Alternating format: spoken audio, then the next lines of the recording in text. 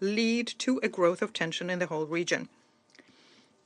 We have stated on many an occasion that no country in the Middle East or Northern Africa should become an arena for regional or international confrontation or an arena for settling political scores.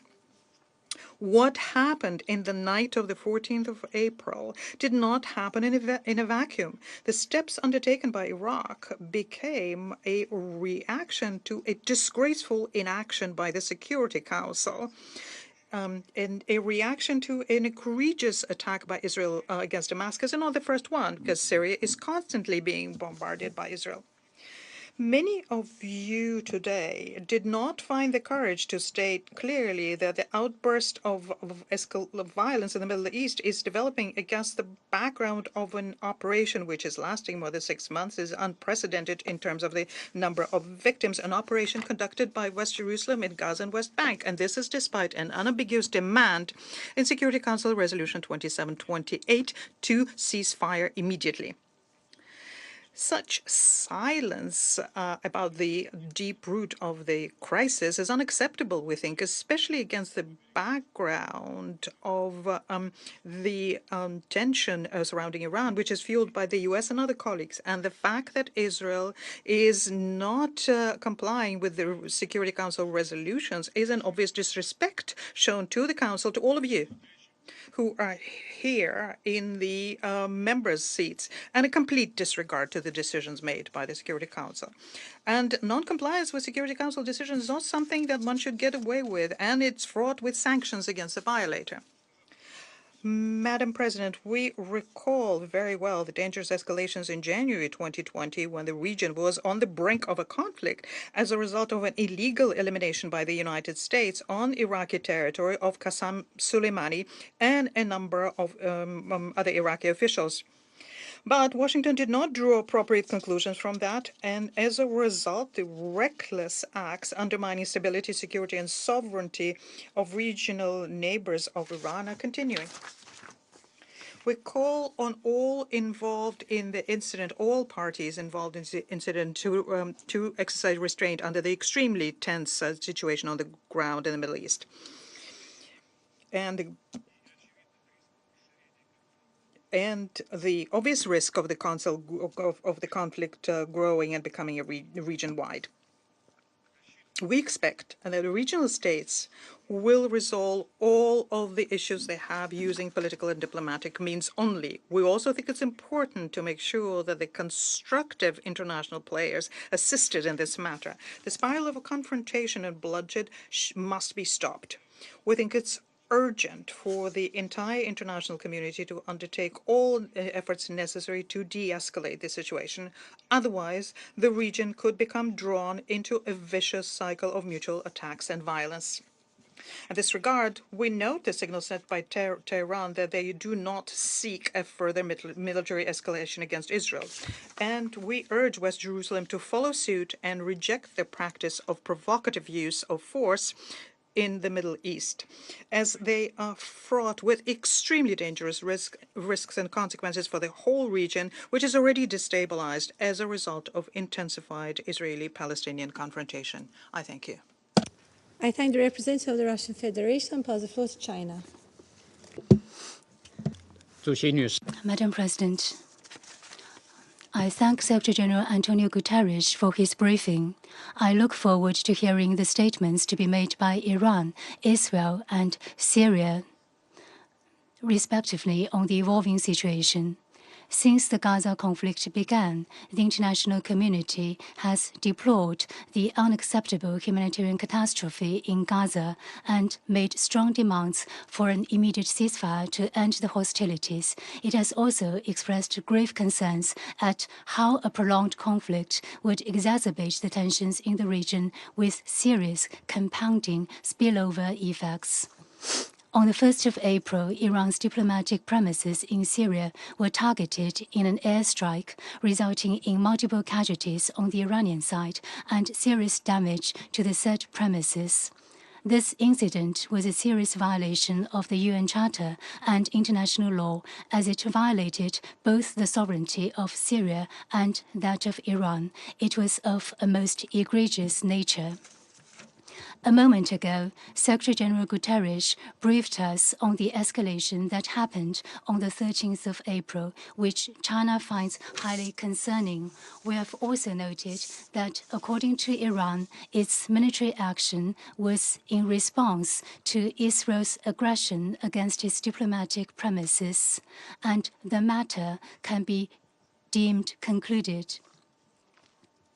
China calls on the parties concerned to show maximum calm and restraint and resolve their differences and disputes in accordance with the purposes of the UN Charter and international law to avert any further escalations. Madam President, this round of escalations is the latest manifestation of the Gaza conflict spilling over to the wider region. It serves as another reminder that the Palestinian question remains central to the Middle East issue and bears on the peace, stability, and long-term security in the region. If the flames of the Gaza conflict are allowed to continue raging, then the adverse spillover is set to spread still further, making the region even more unstable. Countries and peoples in the Middle East have no desire for, nor can they afford, a larger conflict or war. Therefore, the top priority at this moment is an effective implementation of Resolution 2728 to bring about an immediate ceasefire in Gaza. Ultimately, there is no alternative to the full implementation of the two-state solution. The only way to end the vicious circle of the Palestinian-Israeli conflict once and for all. We call on the international community, especially countries with influence, to play a constructive part in the maintenance of regional peace and stability. I thank you, Madam President. I thank the representative of China. I will now make a statement in my national capacity. I begin by thanking the Secretary-General for his briefing. The Middle East is experiencing one of the bleakest and most volatile periods in modern history, which risks spiraling out of control if all sides do not take a step back. This was a point that Malta stressed on 2nd April following the deplorable attack by Israel on the Iranian diplomatic premises in Damascus on 1st April. We had stressed the need for de-escalation and for maximum restraint to be exercised by all actors in the region. Regrettably, these calls for caution have been disregarded given the recent developments. We emphasize our deep concern about the significant escalation posed by a large-scale attack consisting of drones and various missiles launched by the Islamic Republic of Iran against Israel. We are also concerned with Iran's seizure of the container ship MSC Ares. The vessel, along with its crew, must be immediately and unconditionally released. At a time when our focus should be on diffusing tensions and reducing conflict, including by advocating for an immediate and permanent ceasefire to the war in Gaza, facilitating the immediate and unconditional release of all hostages, and ensuring the delivery of sustained humanitarian aid throughout Gaza, all we are witnessing are steps in the opposite direction. Iran's direct targeting of the State of Israel risks regional catastrophe, with innocent lives bearing the brunt of all hostilities. We stress that international law, including international humanitarian law, must be respected at all times. Once again, we reiterate our call on all parties to exercise maximum restraint, including in their messaging, to de-escalate and pursue peaceful and diplomatic solutions to all disputes. Let us be clear. The region finds itself in turmoil and stands on the precipice of unimaginable hostilities and suffering. As the Secretary-General outlined, and I quote, "Neither the region nor the world can afford another war." I now resume my functions as President of the Council. I now give the floor to the representative of Israel. Thank you, Madam President. Madam President, yesterday, the Ayatollah regime, in blatant violation of the UN Charter and international law, attacked the State of Israel and launched 170 UAVs, 120 ballistic missiles, and 30 cruise missiles carrying 60 tons of explosive materials at Israel. This attack was launched from Iranian soil, as well as from Lebanon, Yemen, Syria, and Iraq. Colleagues, from the moment I began my tenure here, in every speech and in countless letters, I rang the warning bell regarding Iran. I called on this Council to take concrete action against the Ayatollah regime. I made it clear that Iran and its hegemonic ambitions of global domination must be stopped before it drives the world to a point of no return, to a regional war that can escalate to a world war. Sadly, no action was taken, and last night the world witnessed an unprecedented escalation that serves as the clearest proof for what happens when warnings aren't heeded. Israel is not the boy who cried wolf. We have been screaming from the rooftops for years, trying to wake up the international community, but to no avail. If only this Council would have internalized my words, it would not have needed the bone-rattling explosions of last night's attack to wake it up. Colleagues, last night, Iran proved again that it cares nothing for Islam or Muslims. The Iranian attack seriously injured Amina al-Khassouni, a 7-year-old Bedouin girl in Israel. But look at this video that shows how Israel intercepts Iranian drones above the Temple Mount and Al-Aqsa Mosque.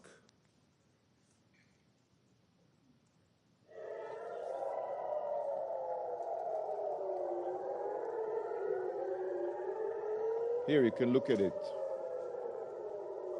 This is the Al-Aqsa Mosque.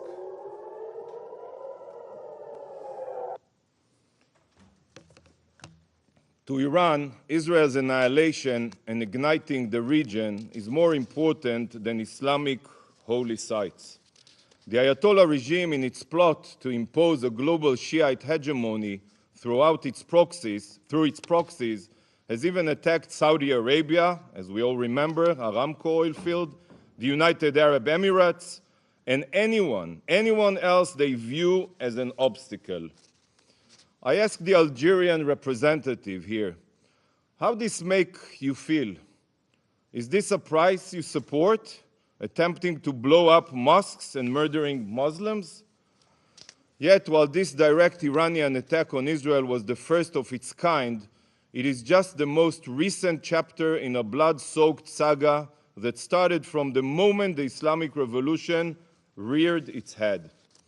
The Ayatollah regime has a clear plan.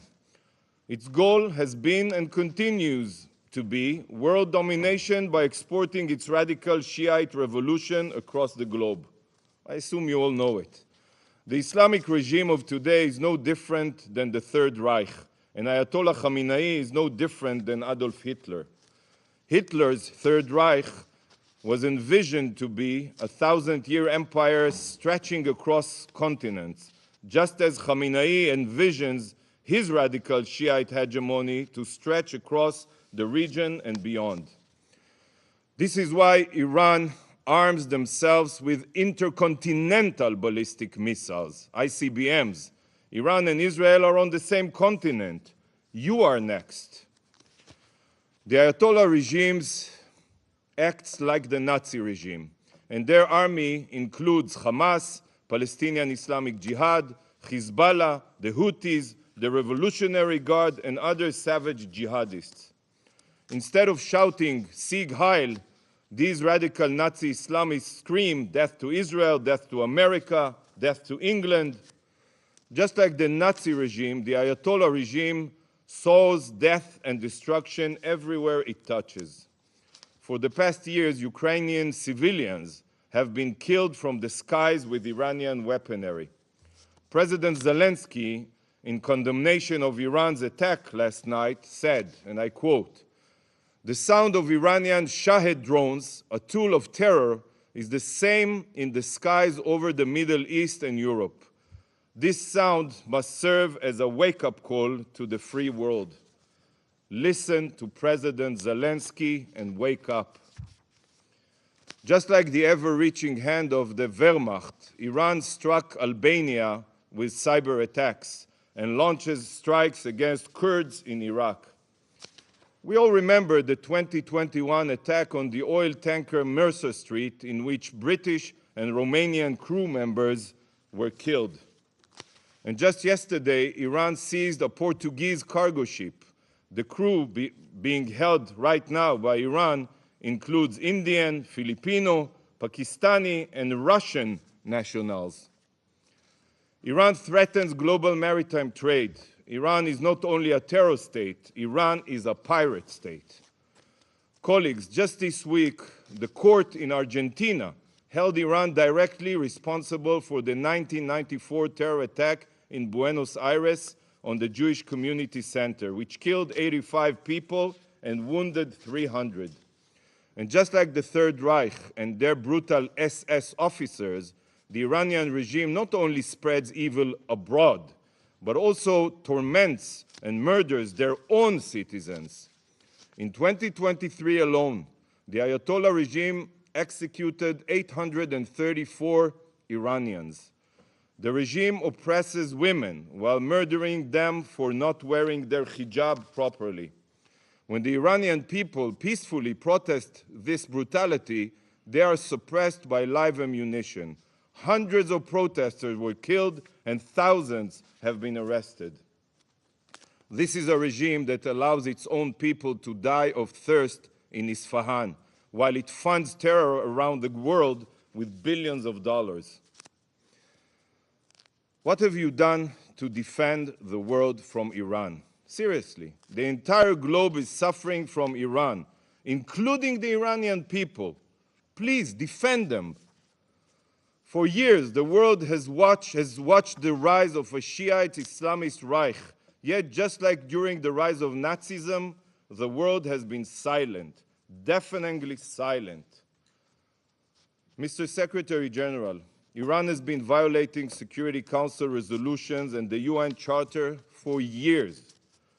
They supply Hezbollah with weapons in violation of resolutions 1559 and 1701. They advance weapons proliferation in violation of resolution 2231. They violate resolutions 1540 and 2216. Why have you not used all possible means to condemn Iran and demand compliance? Why have you instead rolled out the red carpet for these genocidal jihadists? Why do you treat them as if they are interested in de-escalation when you know that the opposite is true? Colleagues, Iran's strategy has been crystal clear: arm, fund, and train terror proxies across the globe to carry out Iran's murderous scheme of domination. But today, the mask of Iranian deniability has been removed. No more hiding and no more bluffing. No more shirking of responsibility. Iran has attacked Israel from its own sovereign territory, publicly and proudly. The mask is off. Iran, the #1 global sponsor of terror, has exposed its true face as the destabilizer of the region and the world. And now, right now, is when the world must stop ignoring Iran's crimes and take action. As Iran's mask has fallen, the world's complacency must also fall.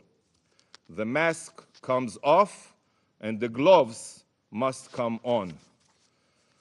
The snooze button is no longer an option. The only option is to condemn Iran and utilize every means necessary to make them pay a heavy price for their horrible crimes. Iran and its axis of supporters must be shown that the civilized world will no longer stand idle. While many countries immediately condemned the attack, those who did not must ask themselves, how do you want history to remember you? Council members, last night's attack was a blatant violation of international law and the UN Charter. It was an act of utter escalation that can drag the entire region and world into war. But can you imagine if the attack was carried out under an Iranian nuclear umbrella, or if some of Iran's missiles had nuclear warheads. The regime that launched an unprecedented strike on Israel, a fellow member state of the UN, is barreling towards nuclear capabilities. This is a terror state responsible for global destruction, and soon they will have nuclear capabilities. You all know that Iran is systematically violating the JCPOA and has enriched uranium up to 60% purity and even more. Iran's breakout time to produce an arsenal of nuclear weapons is now weeks, mere weeks. No concrete action has been taken, and the IAEA inspectors have been kept in the dark. Iran is on the verge of becoming a nuclear power. It should terrify every member of this council. Take a moment to think what would happen if Ayatollah Khamenei could have launched a nuclear bomb last night. Is this the world we want to live in? So, to the JCPOA signatories, I say, initiate the snapback mechanism today. Initiate it. Impose all possible sanctions on Iran before it's too late.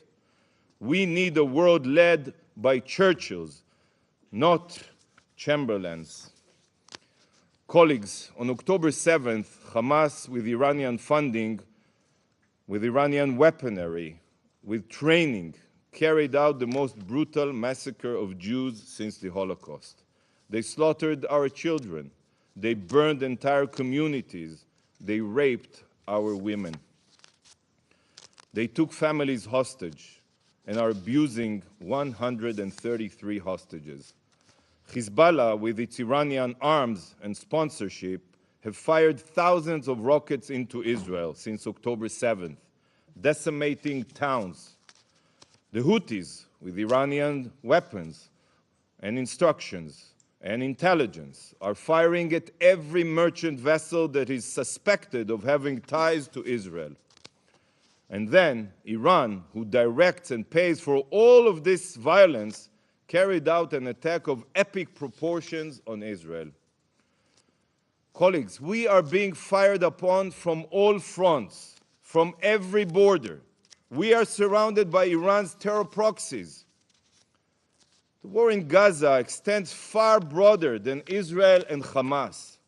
All of the terror groups attacking Israel are tentacles of the same Shiite octopus, the Iranian octopus. So I ask you, and be honest with yourselves, what would you do?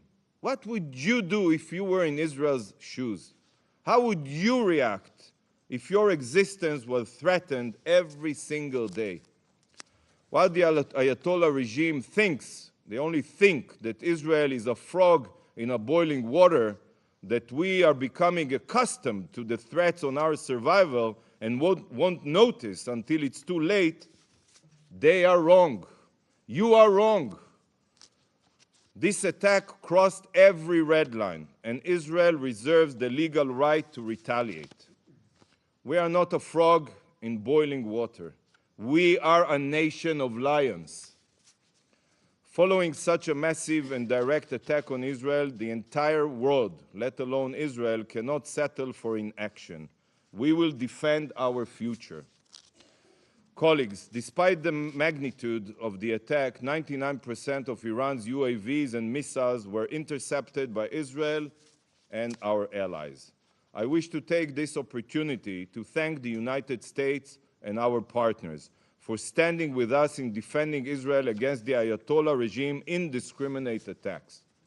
Yet, the fact that Israel's air defense proved to be superior does not change the brutality of the Iranian attack.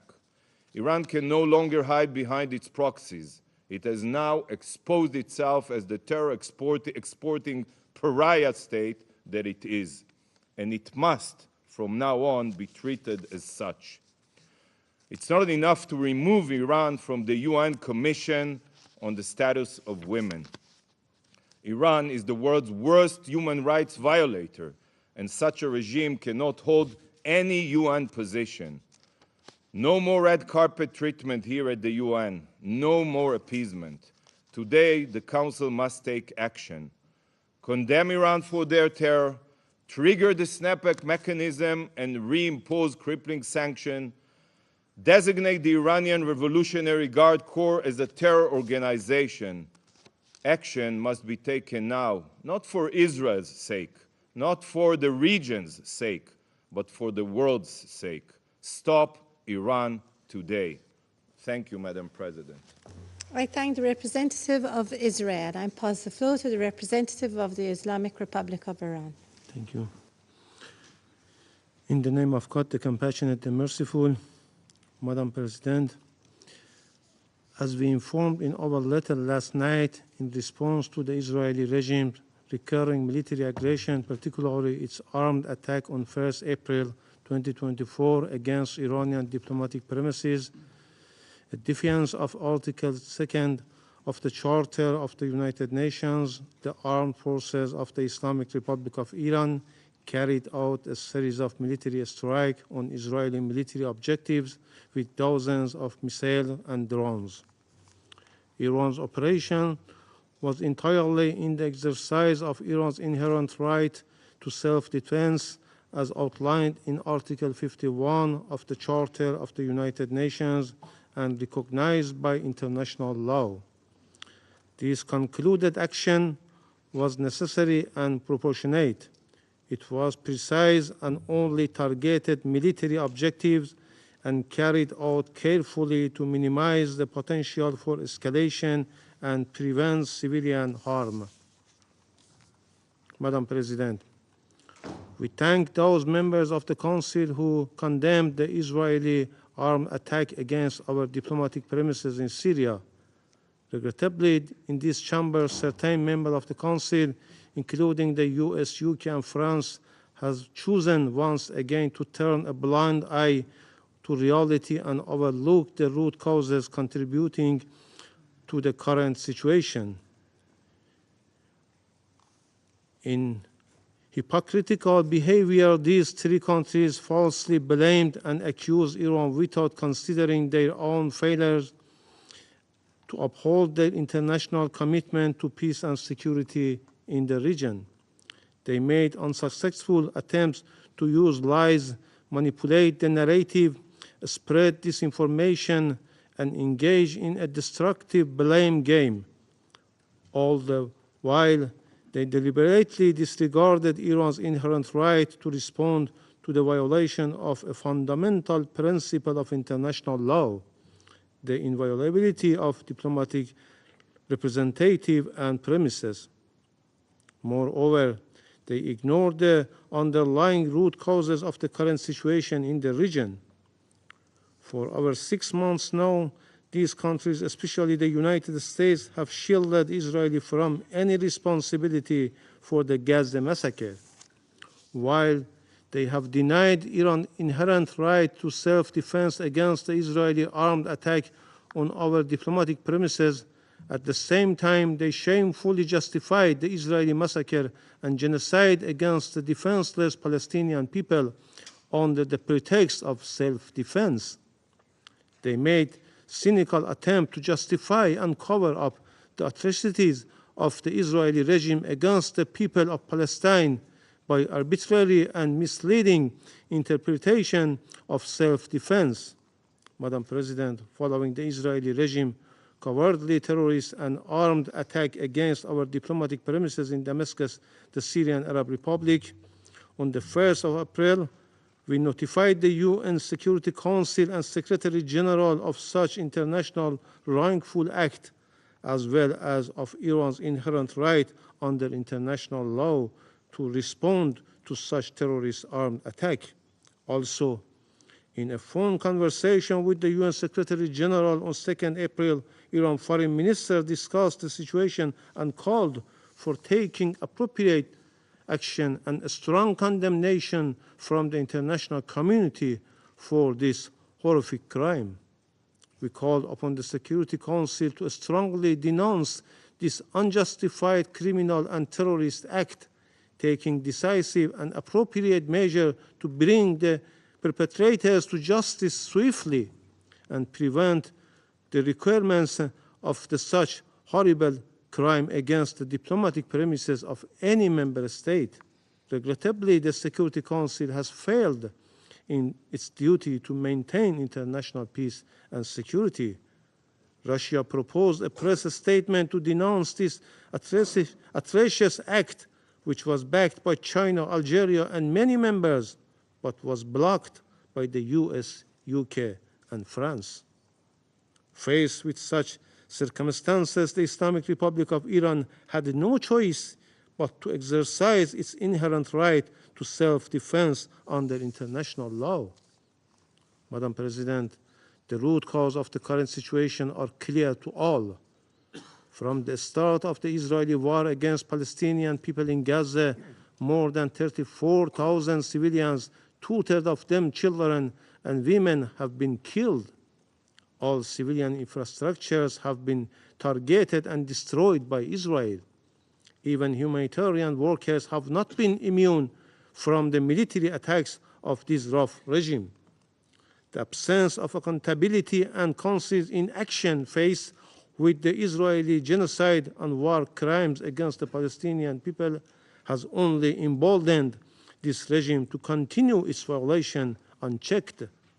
The US and its allies have blocked the Security Council for over 6 months, protecting Israel from accountability for the Gaza massacre. They not only avoid condemning Israel for these atrocities, but also actively try to cover up them. Their sole priority is supporting and defending Israel, regardless of the consequences and at all costs.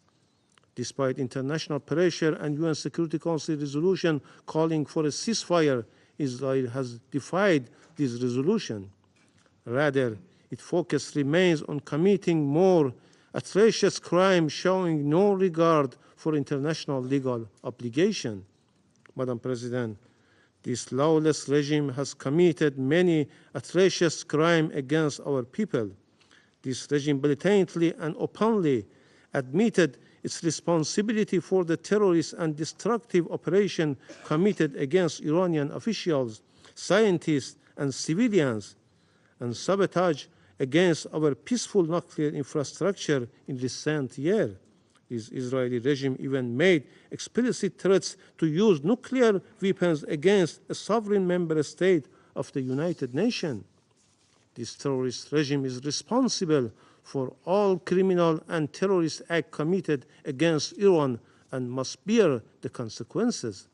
The Islamic Republic of Iran has warned time and again about the repercussions of the malicious activities of the regime on regional and international peace and security. Iran has exercised maximum restraint. Now it is time for the occupying regime to bear full responsibility for its consequences. This regime cannot avoid accountability. Madam President, Israel's ongoing destabilized and irresponsible action and atrocities against the nation in the region are a real threat to regional and international peace and security. The Israeli Prime Minister's policy seeks to expand and escalate the conflict in the region to stay in power. The member of the Security Council must not allow such an august body, the Security Council, to be held hostage to the ambitions of such a belligerent regime. It is time for the Security Council to shoulder its responsibility and address the real threat to international peace and security. The Security Council must promptly fulfill its duty under Chapter 7 of the Charter in response to Israeli reckless defiance. It must take urgent and punitive measures to compel this regime to stop its genocide and massacre against the people of Gaza and uphold its obligation, especially fully implement the UN Security Council resolution and legally binding orders of the International Court of Justice. The main and long-standing threat to the peace and security of our region is well known to all, and the attempts to conceal it through disinformation, a smear campaign, or baseless accusation against others are pointless and unfounded. Iran is never seeking to contribute to the spillover of the conflict in the region, nor does it to escalate or spread the tension to the entire region. Contrary to unfounded claims, Iran has no proxy in the region. No individual, group, or country act at the Iran behest. The US and Israeli regime attempt to label the resistance group in the region as the proxies or terrorists. Their sinister aim is only to justify and legalize their malicious and destabilize activities in the region. The resistance group are not proxies or terrorists. They are legitimate and are only fighting against the occupation and aggression of Israel in Gaza and occupied Palestine territories and of the US in the region. International law recognized such legitimate rights against any occupation and aggression. Instead, the US and the UK are fully responsible for all its decades-long aggressions and other crimes and unlawful measures in our region. Furthermore, they are responsible for all crimes of the Israeli regime, as it cannot commit any of such savage crimes in Gaza without the consent, order, and all-out political, financial, and military support of and a collaboration with the United States and the UK. We reject the allegation made by the Israeli regime at this meeting. Such false and unfounded claims don't merit to response. Madam President, as a responsible member of the United Nations, the Islamic Republic of Iran is committed to the purpose and principles enshrined in the Charter of the United Nations, reaffirms once more its commitment to the maintenance of international peace and security. The Islamic Republic of Iran reiterates its consistent position that it does not seek escalation or war in the region, while warning about any further military provocation by the Israeli regime. The Islamic Republic of Iran reaffirms its unwavering determination to defend its people, national security and interest, sovereignty and territorial integrity against any threat or act of aggression, and to respond to any such threat or aggression vigorously and in accordance with international law. The Islamic Republic of Iran will not hesitate to exercise this right when required. Madam President, Excellencies, Iran has no intention of engaging in conflict with the US in the region. We demonstrated our commitment to peace by exercising our restraint about involving the US Army in intercepting Iranian drones and missiles bound for military targets in the occupied Palestinian territories. This underscores our dedication to de-escalating tension and avoiding the expansion of conflict. However, if the US initiate military operation against Iran, its citizen, or its security and interest, Iran will use its inherent right to respond proportionately. I thank you. I thank the representative of the Islamic Republic of Iran and pass the floor to the Syrian Arab Republic. Thank you, Madam President.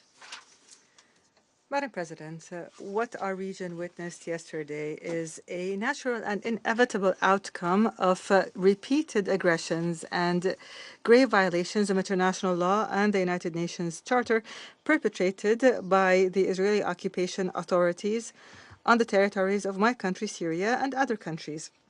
In that, these authorities were taking advantage of the support offered by the U.S. administration in this council and elsewhere. This American support, this blind and unlimited American support, has led the occupation authorities to mistakenly believe that they are above the United Nations and above international law and above the conventions and the resolutions that were adopted by our organization for decades. The support led these authorities to believe that they can continue perpetrating their crimes and their escalation of the situation in our region with no response and no consequence. My country, the Syrian Arab Republic, has warned the Security Council and the Secretariat repeatedly in official letters, warned of the dangers of an escalation, of the explosion that the Israeli occupation authorities are trying to spark to cover up for their military failure in Gaza and to find justifications for it to continue its genocide and other atrocities against the Palestinian people and the accompanying hysterical attacks on countries in the region. In our letters, we have repeatedly called upon the United Nations and the Security Council to take immediate action in accordance with their mandate. However, the U.S. administration and a number of its allies have obstructed any movement by the Security Council to shoulder its responsibility in the maintenance of international peace and security and putting an end to Israel's crimes and holding it accountable. The behavior of these countries is nothing new. These countries have prevented for over 7.5 decades the United Nations from shouldering its responsibility to put an end to the Israeli occupation of occupied Arab territories and to return legitimate Arab rights that are inherent to those who hold them, and in accordance with relevant United Nations resolutions, at the forefront of which are resolutions 242, 338, and 497. These resolutions are the basic foundation and the essence of a resolution to the Arab-Israeli conflict and the best means to deal with the repercussions of the Israeli occupation on the region, including the crises and challenges that it entailed. Syria holds the Israeli occupation authorities and the U.S. administration fully responsible for the Israeli attacks and any additional escalation that threatens peace and security in the region. Syria stresses that our region has suffered enough from the violations perpetrated by the Zionist entity and the U.S. administration and its allies, violations of international law and the principles and purposes of the Charter. The time has come to take serious action where these states reconsider their destructive policies in our region and against our peoples. The time has come for these states to immediately and unconditionally rectify these policies, including through imposing an immediate halt to the Israeli aggression on the Palestinian people and countries in the region. The states must guarantee full and unimpeded humanitarian access, and they must put an end to the intentional starving of the people of Gaza. Moreover, there must be an end to the illegitimate military presence of U.S. forces on the territory of my country, Syria. We must put an end to the systemic looting of our national wealth. We must put a stop to the sponsoring of terrorist organizations and separatist militias. We demand a full and unconditional removal of the unilateral coercive measures, which in themselves are a form of economic terrorism and collective punishment that the Syrian people must be freed of. Madam President, we have listened to the statements delivered by some Western delegations, which have once again expressed their approach of hypocrisy and double standards. Some members of this Council have grown used to offering their own interpretations of the Charter and use them to serve their own goals and greed, including Article 51, which guarantees a basic right for all our states, namely the legitimate right to self-defense.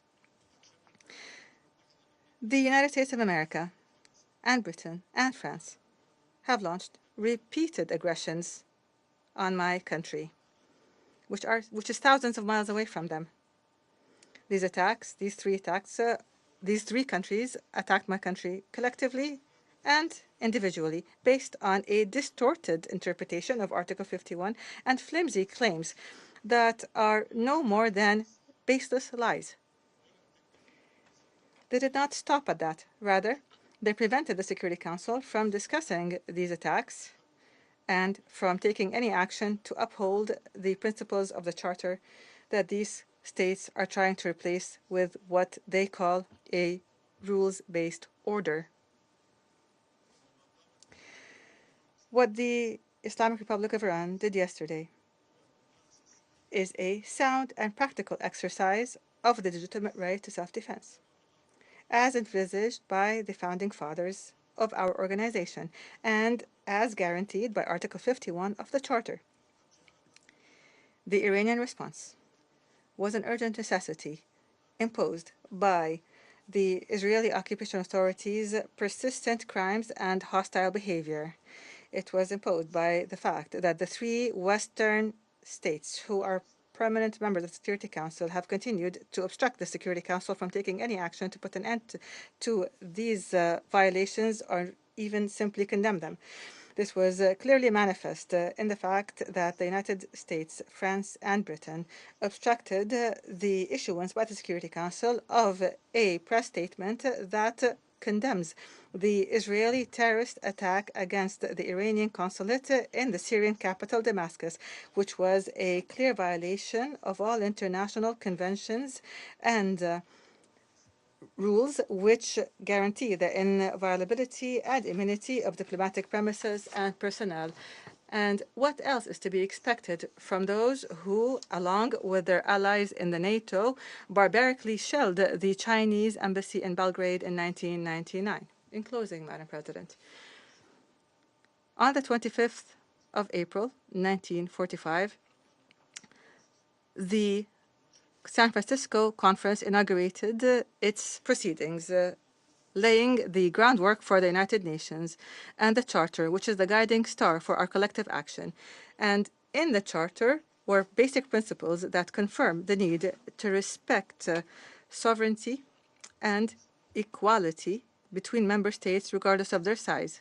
Today, and more than ever before, our countries must uphold these principles, because upholding them means the success of the United Nations and its mandate, and violating them means dismissing the rule of law and replacing it with the law of the jungle, with wars, and with instability.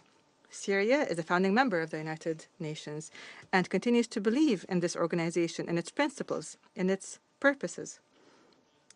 And we wish for it to undertake its role in maintaining international peace and security and in dealing with the root causes of the challenges that our country is facing, namely the Israeli occupation, which is an impediment to the peace and security in our countries and the prosperity of our peoples. I thank you, Madam President.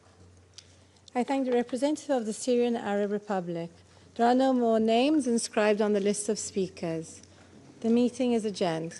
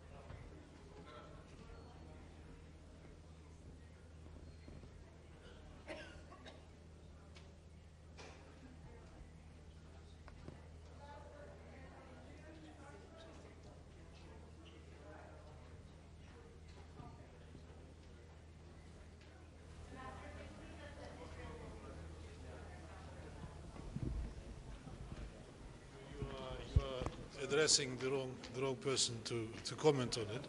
You heard that Tehran said that it is not intending to continue, so now it's the turn of the other side to stop, for which we, and not just us, called for.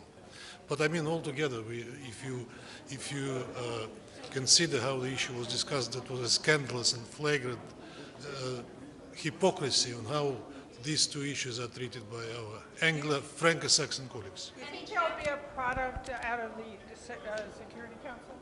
Any kind of a statement, anything people were talking about? Not that I know at the moment. I heard the statement by the US that they are preparing something. Let's see what they will. Ambassador Erdogan called for snapback sanctions.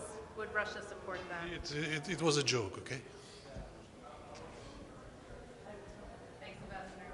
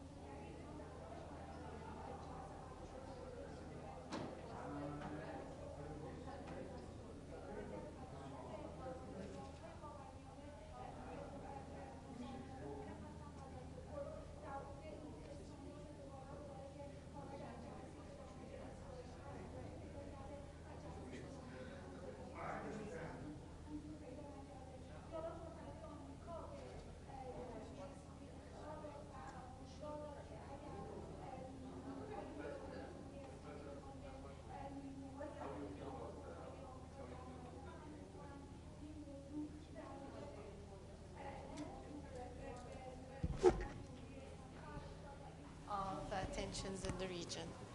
Okay. So, do you feel going to be any other attack from Iran to Israel? I think that it was clear from what was said around the table that nobody would like to see this. There was encouragement by the entire membership for this not to escalate any further. Any other meeting going to be for the same subject this week?